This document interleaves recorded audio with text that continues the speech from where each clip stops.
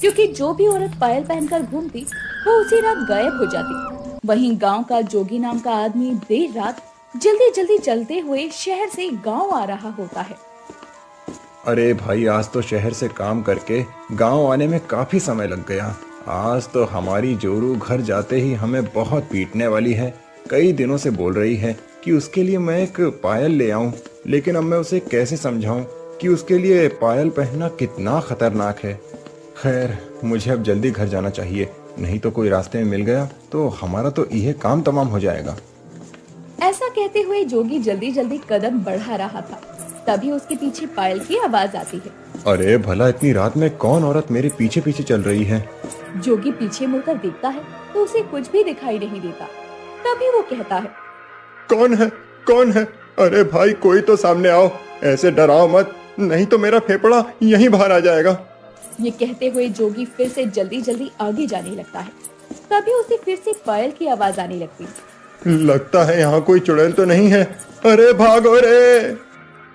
ये कहते ही जैसे ही वो एक बार पीछे देखता है, उसे एक बहुत ही प्यारी पायल दिखाई देती है जिसका धागा उसके पैरों में फंसा हुआ था। अरे हम तो बुड़बक हैं, हमें तो लगा कोई चुड़ैल है, लेकिन ये तो सोने का खूबसूरत पायल है जिसका धागा मेरे पैरों में फंस गया था। लेकिन ये मुझे पहले क्यों नहीं दिखा? खैर, कोई बात नहीं। वैसे भी हमारी जोरू को एक पायल चाहिए था जिसका इंतजाम अब हो गया है। आज तो वो एकदम खुश हो जाएगी। ये कहते हुए वो उन पायलों को उठा लेता है और उसे लेकर अपने घर चला जाता है। ये देखो बबीता, मैं तुम्हारे लिए कितना प्यारा पायल लाया हूँ।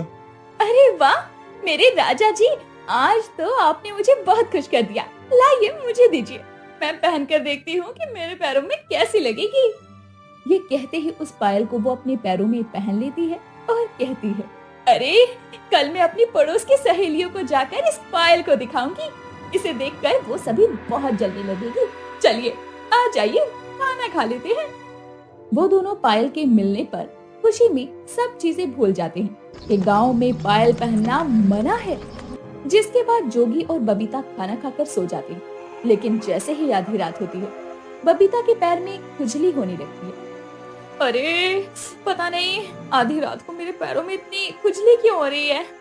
नई पायल है ना, ऐसा इसीलिए हो रहा है। अरे एक और पायल की आवाज कहाँ से आ रही है? कहीं कोई चोर तो नहीं? मैं अभी जाकर देखती हूँ।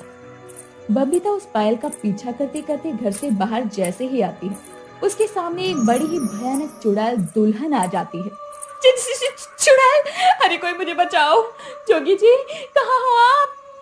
चुप कर, शोर मचाएगी तो अभी ही तुझे कच्चा चबा जाऊंगी। ये पायल मेरी है।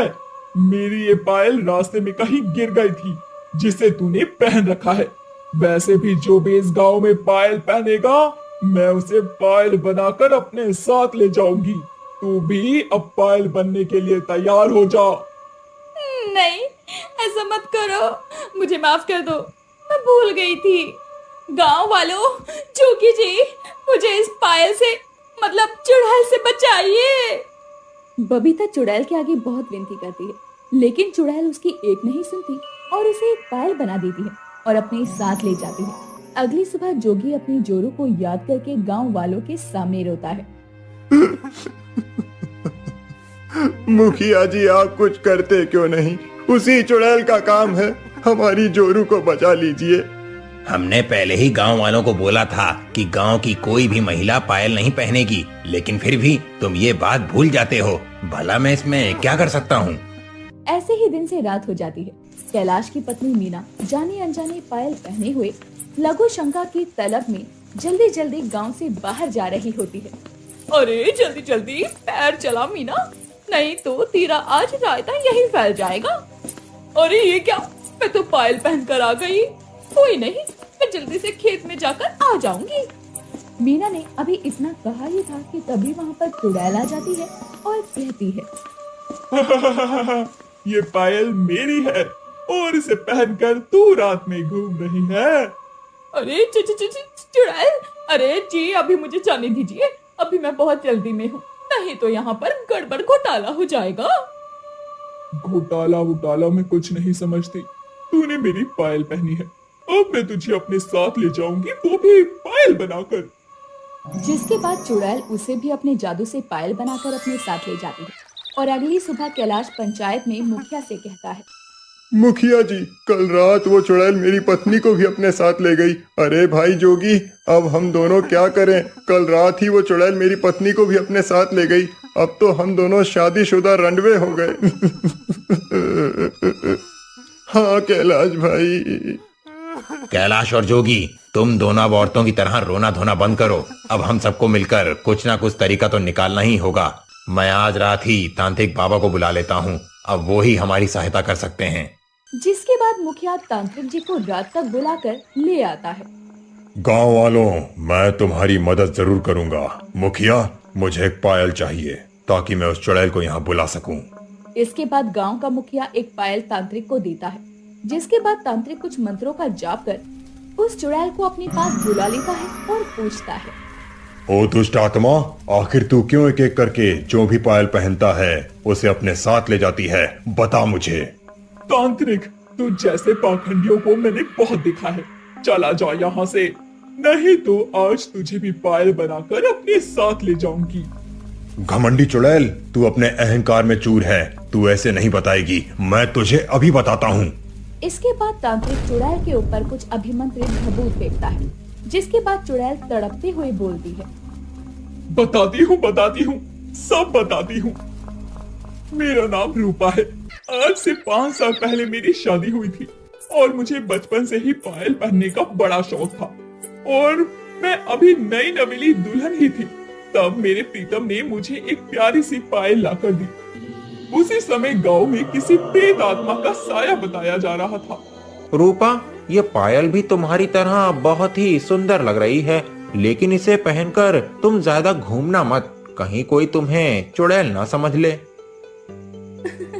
मेरे प्रीतम, मैं आपको बता दूं कि पायल मेरी जान है और इससे मुझे कोई अलग नहीं कर सकता, यहाँ तक कि मेरी मौत भी नहीं।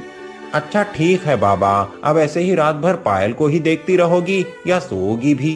प्रीतम की बात सुनकर रूपा सो जाती है, लेकिन आधी रात रूपा को अचानक से प्यास लगती है और वो मटके में देखती है। अरे ये क्या, घर में तो एक बूंद भी पानी नहीं है। जिसके बाद रूपा मटका लिए घर से बाहर कुएं की तरफ जाने लगती है। तभी उसकी पायलों की आवाज सुनकर गांव में मौजूद लोगों को लगता है कि वो प्रेत आत्मा इंसान बनकर गांव में घूम रही है। इसके बाद गांव वाले रूपा को पकड़ लेते हैं। गांव वालों, ये वही चुड़ैल है जो पायल पहनकर हमारे इर्द गिर्द घूमती रहती है। इसे पेड़ में बांधकर जला दो। नहीं नहीं, मैं कोई चुड़ैल नहीं हूँ, मुझे जाने दो। मेरी तो अभी अभी नई नई शादी हुई है, मुझे ऐसे जिंदा मत जलाओ। मैं हाथ जोड़ती हूँ, आप सभी के पैर पड़ती हूँ। मैं उन गांव वालों के आगे गिड़गिड़ाती रही, लेकिन किसी ने मेरी नहीं सुनी और मुझे उस रात ही जिंदा जला दिया।